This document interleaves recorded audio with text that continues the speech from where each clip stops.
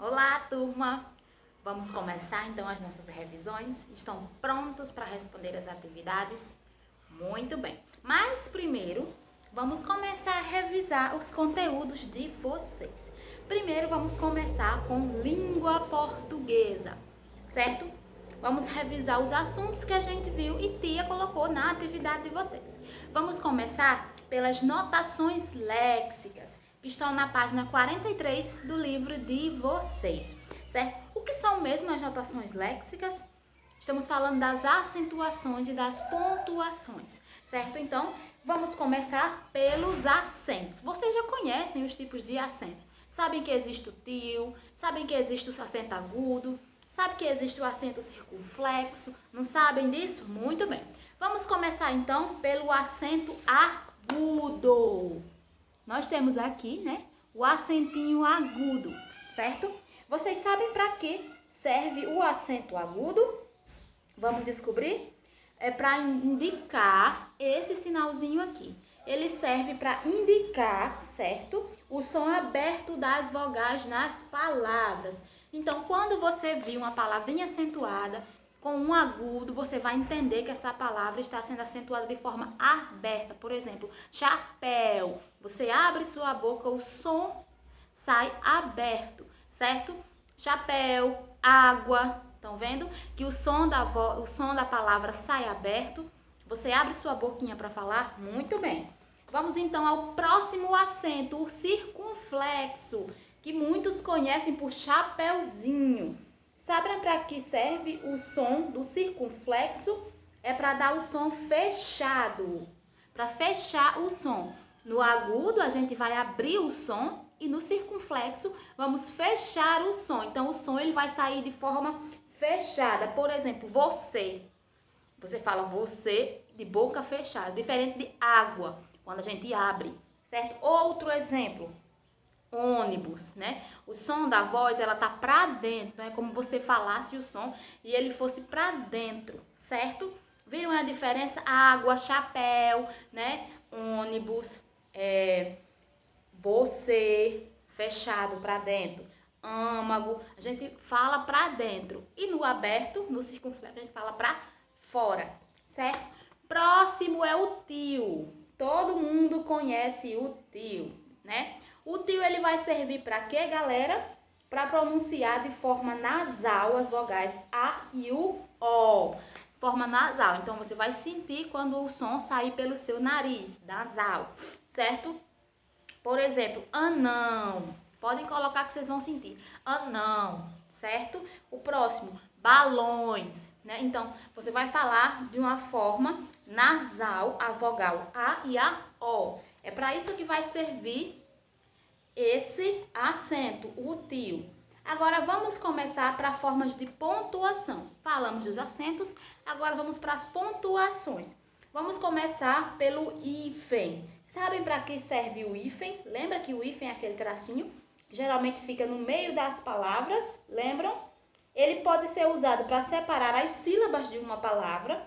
Ele pode ser usado para ligar o nome ao verbo, certo, galera? E para ligar palavras compostas, por exemplo, se eu quiser separar a sílaba, se eu pegar a palavra maçã e pedir, pessoal, separe a sílaba, vai separar com o quê? Você separa com um hífen, certo? Ou se eu disser, vamos ligar as palavras compostas, ou seja, são duas palavras juntas que se transformam em uma. Como, por exemplo, a palavra beija, né? E a palavrinha flor. Para transformar numa palavrinha só, você usa o hífen. Você escreve beija-flor e separa ela pelo hífen. E ela vira uma palavra apenas.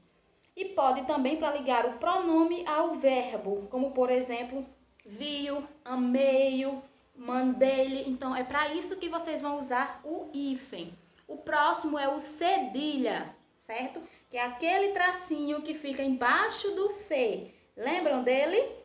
Ótimo. Ele vai para quê? Serve para quê o cedilha? Para indicar que a letra tem som de S. Você vai usar o cedilha quando você encontrar uma palavrinha com a letra C, mas que nesse caso tem a som de S. Entendido? Vimos esses aqui. E esses dois aqui, ó. Vocês conhecem esses dois sinais aqui? Claro que conhecem. Quais são? é o ponto de exclamação e o ponto de interrogação, certo? E esse aqui de baixo, reconhecem? É o ponto final. Muito bem. Então, vamos lá. Nós sabemos que o ponto de exclamação, ele vai servir para quê? O pontinho de exclamação, que é esse aqui, né? O pontinho de exclamação, ele vai servir para quê, pessoal?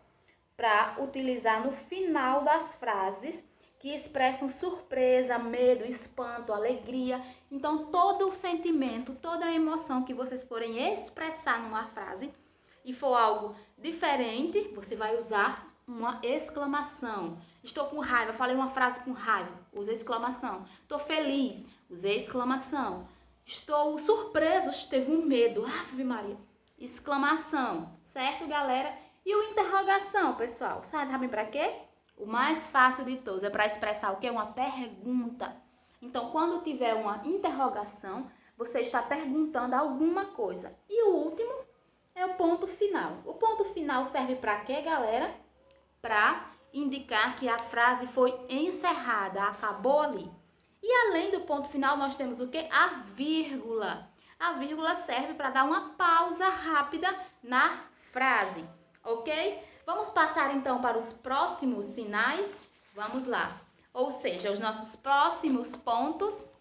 Temos aqui ainda os dois pontos, o travessão, ponto e vírgula, aspas e as reticências, certo? Vocês sabem para que servem os dois pontos? Para introduzir uma fala de uma pessoa na escrita, geralmente antes de explicar alguma coisa. Então, se eu for explicar alguma coisa, se eu for pausar para explicar algo, eu vou usar os dois pontos. Por exemplo, eu coloco dois pontinhos lá e digo o exemplo, certo? Próximo é o travessão, certo? Ele é utilizado para indicar a fala dos personagens para separar as frases intercaladas no texto. Por exemplo, a travessão eu vou explicar agora para vocês. É assim que a gente usa os dois pontos e o travessão. Em alguns casos eles vêm junto, certo? Tem os dois pontos e em seguida o travessão, já que já vai iniciar a explicação ou a fala, certo? Próximo pontinho aqui é o ponto e vírgula, certo? Ponto e vírgula ele vai indicar uma pausa maior, certo? Do que a vírgula e uma pausa menor do que o ponto final. Quando o ponto final aparece, nós sabemos que encerrou ali, acabou.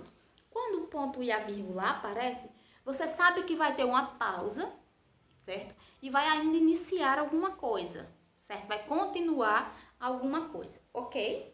Nós temos agora as aspas. Elas servem para indicar uma citação, ok? E nós temos, por último, a reticências, que a reticência ela serve para indicar uma interrupção ou hesitação do pensamento de uma fala. Então, eu uso a reticências quando eu ia dizer alguma coisa e desisti, por exemplo. Né? Então, eu comecei a falar e no meio da fala eu não quero mais falar, eu boto reticências. Ou então, eu não quero mesmo, eu quero que deixe no vácuo, eu quero que fique por saber o que é, aí eu vou usar as reticências. Esses foram os nossos sinais de pontuação e os nossos sinais de acentuação, ok? Agora vamos para o próximo assunto, que era o oso e a osa, certo? Quando você, uma palavrinha terminar, né? Por exemplo, eu gosto. Se eu quero transformar essa palavra, eu vou usar oso ou osa. Eu posso deixar gostoso ou gostosa. Lembram disso? Nas palavrinhas lá que você vai encerrar e usar, certo? Para transformar uma palavra em outra palavra, certo? Como, por exemplo, a palavrinha sabor, que se eu pegar a palavrinha sabor e quiser transformar ela em outra palavra, ela vai se transformar em saborosa, certo? Dando continuidade, nós vamos agora aos substantivos comuns e próprios. Vocês lembram o que são os substantivos comuns e o que são os substantivos próprios? Não, tia, eu não me lembro. Então, vamos agora relembrar. Vamos lá? Os substantivos comuns, eles servem para falar, né, para se referir, eles dão nome aos objetos, às profissões, a animais, a frutas, a várias coisas, certo? Então, isso são os substantivos comuns. Tia, e sempre, um substantivo comum, ele vai iniciar com letra o quê? Letra minúscula. Por exemplo, para dar nome a um objeto, um boneco, uma cadeira, uma bicicleta, um colar, certo? Para dar nome a profissões, professora, médico, artista, ator, então é com letrinha minúscula. E para dar nome, por exemplo, a frutas, uva, maçã, pera, com letrinha minúsculas. E o que são os substantivos próprios? Os substantivos próprios, eles vêm dar nome às pessoas, nomes de lugares, nomes de instituições e dentre outras coisas. E um detalhe super importante que vocês têm que lembrar, ele vai iniciar com letra maiúscula. Comum, minúscula, próprio, maiúscula. Como, por exemplo, nome de pessoas, Gustavo, Ana, Beatriz, Lívia, tudo vão começar com letra maiúscula porque é um substantivo próprio, certo? Indo para o próximo. A questão de lugares, pode ser cidade, país, estado, vai iniciar com letra o que, galera? Maiúscula. Lembrem-se, inicia com letra maiúscula. Aqui temos o nome da cidade de Umarizal, mas poderia ser Almina Afonso, São Paulo, Porto Alegre, certo? Riacho da Cruz. Então, inicia-se com letra maiúscula. E nome de instituições, como por exemplo, Escola Germano Sobrinho.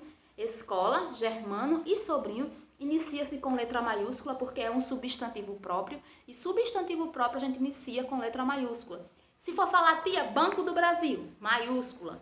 É nome de instituição. Tia, os Correios, maiúscula. O 11 de agosto, maiúsculo. Deixa tia ver aqui outro. Mercadinho Miragem, maiúsculo. Por quê? Porque é um substantivo próprio que está dando nome a uma instituição. Por isso que é maiúsculo. Certo? Entendido? Vamos agora aos substantivos simples e compostos. Substantivos simples e compostos. Tia, eu tenho medo de me confundir. Você não vai se confundir, tenha calma. Vai dar tudo certinho. Substantivos próprios e comuns. Aliás, simples e compostos, né? O que são os substantivos simples? Substantivos simples são formados por uma palavrinha. Banco, cadeira, chá, mesa, parede, flor, amor, são substantivos simples. E os substantivos compostos é quando eles são compostos por duas ou mais palavras. Como, por exemplo, a palavrinha arco-íris. Eram duas palavras, arco, né? Tem aquele arco de cabelo, tem o arco do arco e flecha. É uma palavrinha arco. E temos a palavrinha íris, que as duas juntas formaram a palavra composta arco-íris, um substantivo composto chamado arco-íris. E aqui tem, composta por duas ou mais palavras e pode vir ou não com hífen, certo? Na palavrinha arco-íris nós temos um hífen, certo? Mas tia pegou aqui outros exemplos como girassol, passatempo, fim de semana, que não tem o hífen, certo? Mas assim mesmo é um substantivo composto, porque é mais de uma palavra junto que formou uma outra palavra, uma nova palavra, certo? E temos aqui um exemplo com hífen, pé de moleque. Então pode ser duas palavras, passa e tempo, duas palavras diferentes juntas que formam uma, certo? Duas palavras juntas que formam uma, como girassol. E podem ser mais de uma palavra, pé de moleque, fim de semana, certo? Juntas, né? Palavras separadas, simples, são uma, e que juntas formam um substantivo composto, certo? E para encerrar, nós temos o sob e o sobre. Vocês lembram o que significa o sob? Sob se refere a algo que está embaixo. E o sobre a algo que está em cima. Certo, pessoal? Lembrem-se disso, não esqueçam, isso aqui é bem facinho. Sob, embaixo e sobre, em cima. Agora a tia vai ler a atividadezinha de vocês, certo? Primeira questão diz o seguinte: leia o texto e responda as questões, certo? Então vamos lá, vocês vão ler o textinho que tem aí, certo? O textinho lá da hora. Vão ler o textinho que é um poeminha e agora vamos responder. Qual é o assunto tratado no poema? Tá falando de quê? Você vai e escreve. Na B, quais são os momentos registrados ao longo do dia no texto? É só você escrever também, super fácil. Agora vamos retirar do texto uma frase exclamativa. Lembra qual é o ponto referente a isso? Você vai pegar a frasezinha que está aí e escreve. E uma frase interrogativa, certo? Retira lá do texto e escreve aí embaixo. Questão 2. Determine o uso de algumas notações léxicas. Então, você vai dizer para que serve o hífen. O hífen é usado para isso, isso e isso. Aí você vai e escreve. Para que é usado o cedilha? Você também vai e escreve. E para que é usado o tio? Tio, eu não me lembro, eu já esqueci do que você falou aí no vídeo. No livrinho de vocês, tem bem direitinho para que serve cada uma dessas opções, ok? Terceira questão, ordene as sílabas e escreva as palavras. Então, tia pegou umas palavras, separou elas de forma desordenada e você vai descobrir que palavra é essa. Você vai escrever ela corretamente aí na frente, certo? É só para você desembaralhar a palavra. Na questão 4, identifique os sinais de pontuação por meio do uso. Então, você vai escrever, você vai me dizer, vai escrever o nome aí do sinal que representa uma pequena pausa. Que sinal é esse? Você escreve o nome desse sinal. Na letra B, o fim de uma frase. Nós usamos o que para indicar o final de uma frase? Você escreve aí, certo? C, indicar perguntas. Escreve o nome do sinal de pontuação, certo? Na D, antes de uma citação, na E, usado nos diálogos, e assim vocês fazem as outras, certo? Questão 5. Usando palavras terminadas em oso e osa, escreva as que são adequadas às definições. Então, a pessoa que tem gula, que palavra pode ser transformada, né? Se você usar gula e adicionar o osa, gu, e aí você escreve, certo? E faz aquilo que representa o perigo. Perigo mais oso ou osa vira, aí você escreve. E assim nas outras. Questão 6. No quadro abaixo, sublinhe os substantivos comuns e circule os próprios. Marcela, é substantivo comum ou substantivo próprio? E aí você vai ler cada palavrinha e vai circular os próprios e fazer um X, aliás, um tracinho, sublinhar os comuns. Passa um traço nos comuns, circula o próprio, certo? Na questão 7, dê a diferença dos parônimos e onônimos. Esqueceu de falar sobre isso na revisãozinha dela com vocês, mas vocês lembram o que são parônimos e onônimos? Não? Tia vai relembrar, mas primeiro vamos terminar as questões. Quando a gente terminar, aí eu volto com a gente para falarmos sobre os parônimos e onônimos, certo? Fiquem aí. Na próxima, nós temos questão 8, que vocês vão usar corretamente o sobre ou o sob. Lembre-se, tia já ensinou a vocês, né? O que é sob e o que é sobre. Falou agora no vídeo. Aí você vai ler a frase. Frase A. O menino está brincando sob ou sobre a mesa. Vai olhar para o desenho aí, certo? E vai responder. 9. Classifica em substantivo simples e composto. A palavra guarda-chuva, ela é simples ou ela é composta? Aí você escreve na linha correspondente. Se você achar que a palavrinha guarda-chuva, ela é simples, escreve aqui. Se você acha que a palavrinha guarda-chuva, ela é composta, você escreve ela nessa linha. Certo, pessoal? E essa é a atividade de revisão de vocês. Agora a tia vai voltar para os parônimos e onônimos. Lembrando que os parônimos, né, está na livrinha, na página 59 de vocês, falando sobre os parônimos e onônimos. Vamos primeiro para as onônimas, certo? Que elas possuem a mesma pronúncia e às vezes a mesma grafia, ou seja, tem a mesma escrita, ok? A gente fala do mesmo jeito e às vezes escreve do mesmo jeito, mas significa coisas diferentes, certo? A palavrinha,